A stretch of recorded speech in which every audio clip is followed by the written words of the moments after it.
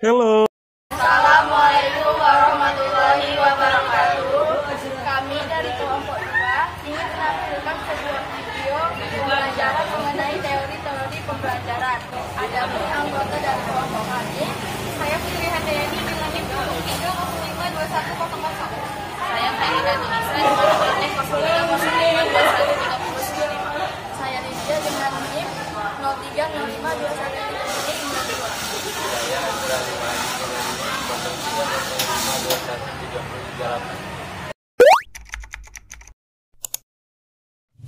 Teori behaviorisme.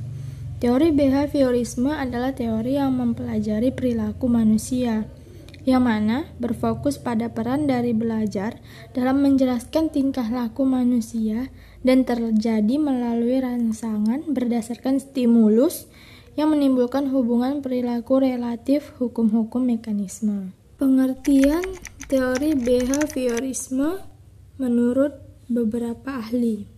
Yang pertama ada Thorndike. Menurut Thorndike, teori behavioristik diartikan dengan belajar adalah proses interaksi antara stimulus yang berupa pikiran, perasaan, atau gerakan, dan respon yang juga berupa pikiran, perasaan, dan gerakan. Yang kedua ada Ivan Petrovich Pavlov, yaitu individu dapat dikendalikan melalui cara dengan mengganti stimulus alami dengan stimulus yang tepat untuk mendapatkan pengulangan respon yang diinginkan. Sementara individu tidak menyadari bahwa ia dikendalikan oleh stimulus yang berasal dari luar dirinya. Yang ketiga ada Barhuss Friedrich Skinner. Menurut Skinner, deskripsi antara stimulus dan respon untuk menjelaskan perubahan tingkah laku dalam hubungan dengan lingkungan. Tahap perkembangan behavioristik. Nah, pada tahap-tahap perkembangan behavioristik, pola-pola perkembangan pertama cenderung mapan, tetapi bukan berarti tidak dapat berubah. Nah, ada 3 kondisi yang memungkinkan perubahan. Yang pertama, perubahan dapat terjadi apabila individu memperoleh bantuan atau bimbingan untuk membuat perubahan. Yang kedua, perubahan cenderung terjadi apabila orang-orang yang dihargai memperlakukan individu dengan cara yang baru atau berbeda. Bisa disebut dengan kreatif dan tidak monoton. Yang ketiga, apabila ada motivasi yang kuat dari pihak individu sendiri untuk membuat perubahan. Nah, proses perkembangan itu berlangsung secara bertahap dalam arti bahwa perubahan yang terjadi bersifat maju, meningkat atau mendalam atau meluas serta kualitatif maupun kuantitatif, atau bisa disebut dengan prinsip progresif. Nah, yang kedua, bahwa perubahan terjadi antara bagian dan atau fungsi organisme. Itu terdapat independensi sebagai satuan integral yang harmonis, atau biasa disebut dengan prinsip sistematik. Yang ketiga, bahwa perubahan pada bagian atau fungsi organisme itu berlangsung secara beraturan dan tidak kebetulan dan meloncat-loncat, atau biasa disebut dengan prinsip berkesinambungan. Aplikasi teori behaviorisme. Yang pertama, mementingkan pengaruh lingkungan. Yang kedua, mementingkan bagian-bagian. Yang ketiga, mementingkan reaksi. Yang keempat, mengutamakan mekanisme terbentuknya hasil belajar melalui prosedur stimulus respon, mementingkan peranan kemampuan yang telah terbentuk sebelumnya. Yang kelima, mementingkan pembentukan kebiasaan melalui latihan dan pengulangan. Dan yang terakhir, hasil belajar yang dicapai ialah munculnya perilaku yang diinginkan. Ciri-ciri teori behaviorisme. Pertama, aliran ini mempelajari perbuatan manusia bukan dari kesadarannya, melainkan mengamati perbuatan dan tingkah laku yang berdasarkan kenyataan. Kedua, segala perbuatan dikembalikan kepada refleks. Dan yang ketiga, behaviorisme berpendapat bahwa pada waktu dilahirkan semua orang adalah sama. Pengertian teori belajar kognitivisme. Teori belajar kognitivisme adalah teori belajar yang lebih mementingkan proses belajar daripada hasil belajar itu sendiri. Baharudin menerangkan teori ini lebih menaruh perhatian daripada peristiwa-peristiwa internal. Belajar tidak sekedar melibatkan hubungan antara stimulus dan respon sebagaimana dalam teori behaviorisme. Lebih dari itu, belajar dengan teori kognitivisme melibatkan proses berpikir yang sangat kompleks. Pengertian teori belajar kognitivisme menurut para ahli. Pertama, menurut Sugiyama. Menurut Sugiyama, para guru matematika di Indonesia harus merupakan guru level 3, yaitu guru matematika yang mahir dalam membantu siswanya memahami dasar-dasar mata pelajaran sambil juga memberikan dukungan yang memadai untuk perkembangan siswa dalam rangka menciptakan siswa sebagai pembelajar mandiri dan pembelajar seumur hidup. 2. Menurut Van Healy menyatakan bahwa terdapat 5 tahap pemahaman geometri, yaitu 1. Tahap pengenalan. Pada tahap ini, siswa hanya baru mengenal bangun-bangun geometri seperti bola, kubus, segitiga, persegi, dan bangun-bangun geometri lainnya. Yang kedua, ada tahap analisis. Pada tahap ini, anak sudah dapat memahami sifat-sifat dari bangun-bangun geometri. 3. Tahap pengurutan. Anak yang berada pada tahap ini sudah memahami pengurutan bangun-bangun geometri. Pada tahap ini, anak sudah mulai mampu untuk melakukan penarikan kesimpulan secara deduktif, tetapi masih pada tahap awal, artinya belum berkembang baik. Yang keempat, tahap deduksi. Pada tahap ini, anak sudah dapat memahami deduksi, yaitu mengambil kesimpulan secara deduktif. 5. Tahap keakuratan. Pada tahap ini, anak sudah memahami betapa pentingnya ketepatan dari prinsip-prinsip dasar yang melandasi suatu pembuktian. Pada tahap ini, memerlukan tahap berpikir yang kompleks dan rumit. 3. Menurut Ausubel membedakan antara belajar menemukan dengan belajar menerima. Pada belajar menerima, siswa hanya menerima, jadi tinggal menghafalkannya. Tetapi, pada belajar menemukan, konsep ditemukan oleh siswa, jadi tidak menerima pelajaran begitu saja. Ada beberapa tipe belajar menurut Ausubel, yaitu 1. Belajar dengan penemuan yang bermakna, yaitu mengaitkan pengetahuan yang telah dimilikinya dengan materi pelajaran yang dipelajari itu. 2. Belajar dengan penemuan yang tidak bermakna, yaitu pelajaran yang dipelajari ditemukan sendiri oleh siswa tanpa mengaitkan pengetahuan yang telah dimilikinya, kemudian ia hafalkan. 3. Belajar menerima yang bermakna, yaitu materi pelajaran yang telah tersusun secara logis disampaikan kepada siswa sampai bentuk akhir. Kemudian, pengetahuan yang baru ia peroleh itu dikaitkan dengan pengetahuan lain yang telah ia miliki. Tahap kognitivisme. Di antaranya, yang pertama itu pada teori kognitif yang dikembangkan oleh Jean Piaget. Menurutnya, perkembangan kognitif merupakan suatu proses genetik, yang artinya ialah proses yang didasarkan atas mekanisme biologis dari perkembangan sistem saraf. Piaget juga membagi proses belajar ke dalam 3 tahap, yaitu pertama asimilasi, yang kedua akomodasi, yang ketiga ekuilibrasi. Selanjutnya yang kedua, teori perkembangan kognitif yang dikembangkan oleh Jerome Bruner. Bruner melihat perkembangan kognitif manusia berkaitan dengan kebudayaan.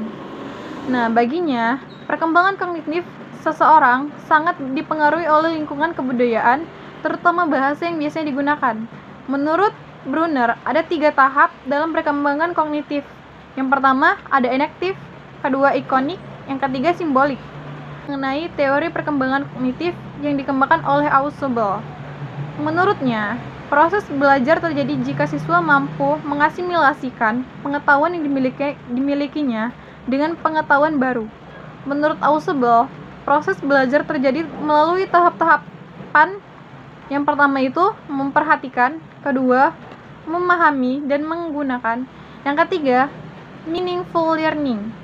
Nah, yang terakhir tentang teori perkembangan kognitif yang dikembangkan oleh Robert M. Gagne. Menurut Gagne, belajar dipandang sebagai proses pengolahan informasi dalam otak manusia. Dalam pembelajaran terjadi proses penerimaan informasi, kemudian diolah sehingga menghasilkan keluaran dalam bentuk hasil belajar. Aplikasi teori belajar kognitivisme dalam pembelajaran yaitu guru harus memahami bahwa siswa bukan sebagai orang dewasa yang muda dalam proses berpikirnya. Anak usia prasekolah dan awal sekolah dasar belajar menggunakan benda-benda konkret. keaktifan siswa sangat dipentingkan. Guru menyusun materi dengan menggunakan pola atau logika tertentu dari sederhana ke kompleks. Guru menciptakan pembelajaran yang bermakna dan memperhatikan perbedaan individual siswa untuk mencapai keberhasilan siswa. Ciri-ciri teori belajar kognitivisme adalah 1. Mementingkan apa yang ada dalam diri manusia. 2. Mementingkan keseluruhan daripada bagian-bagian. 3. Mementingkan peranan kognitif. 4. Mementingkan kondisi waktu sekarang. 5. Mementingkan pembentukan struktur kognitif. Teori belajar menurut Burner. Teori belajar Burner.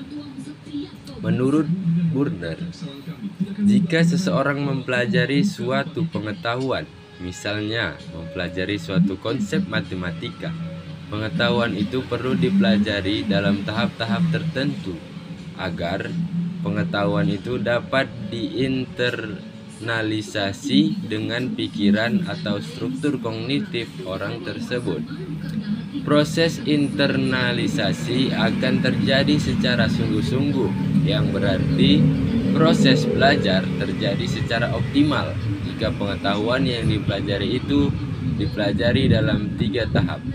Yang macamnya dalam urutan adalah sebagai berikut. Yang pertama adalah tahap enaktif, yaitu suatu tahap pembelajaran sesuatu pengetahuan di mana pengetahuan itu dipelajari secara aktif dengan menggunakan benda-benda konkret atau menggunakan situasi yang nyata.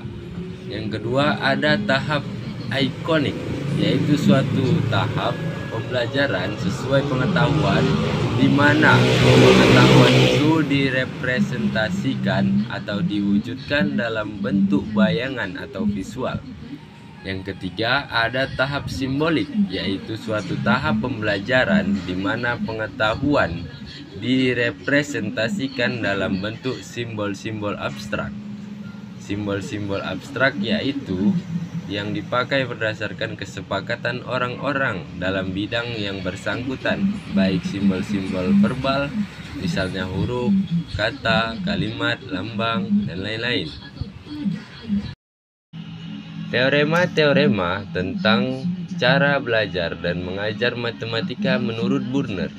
Yang pertama yaitu teorema penyusun atau construction theorem. Teori ini menyatakan bahwa bagi anak, cara yang paling baik untuk belajar ialah konsep dan prinsip dalam matematika adalah dengan melakukan penyusunan representasinya. Pada permulaan belajar, konsep pengertian akan menjadi lebih melekat apabila kegiatan yang menunjukkan representasi konsep itu dilakukan oleh siswa itu sendiri. Contoh, untuk memahami konsep penjumlahan, misalnya 3 tambah 4 sama dengan 7, siswa bisa melakukan dengan 2 langkah berurutan, yaitu 3 kotak dan 4 kotak pada garis bilangan. Yang kedua ialah teorema notasi. Teorema notasi mengungkapkan bahwa dalam penyajian konsep, notasi memang berperan penting. Notasi yang digunakan dalam menyatakan sebuah konsep tertentu harus disesuaikan dengan tahap perkembangan kognitif siswa. Misalnya siswa SMP, notasi fungsi dituliskan Y sama dengan 2X tambah 3. Setelah anak memasuki SMA atau perguruan tinggi, notasi fungsi ditulis dengan Fx sama dengan 2x tambah 3. Notasi yang diberikan tahap demi tahap ini sifatnya berurutan dari yang paling sederhana sampai yang paling sulit. Yang ketiga adalah teorema pengkontrasan dalam keanekaragaman. Dalam teorema ini dinyatakan bahwa dalam mengubah dari representasi konkret menuju representasi yang lebih abstrak sesuai konsep dalam matematika dilakukan dengan kegiatan pengontrasan dan keanekaragaman, yang artinya agar sesuatu konsep yang akan dikenalkan pada anak mudah dimengerti. Sebagai contoh lain, untuk menjelaskan pengertian persegi panjang, anak harus diberi contoh bujur sangkar, belah ketupat, jajar genjang, dan segi empat lainnya selain persegi panjang. Yang keempat adalah teori pengaitan atau konektivitas. Teori ini dinyatakan bahwa dalam matematika antara satu dengan konsep yang lain terdapat hubungan yang erat, bukan saja dari segi isi, namun juga dari segi rumus-rumus yang digunakan.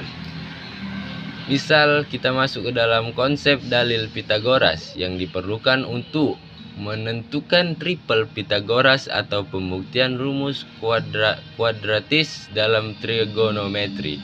Guru harus dapat menjelaskan kaitan-kaitan tersebut pada siswa. Sekian video pemaparan dari ini. Thank you for watching.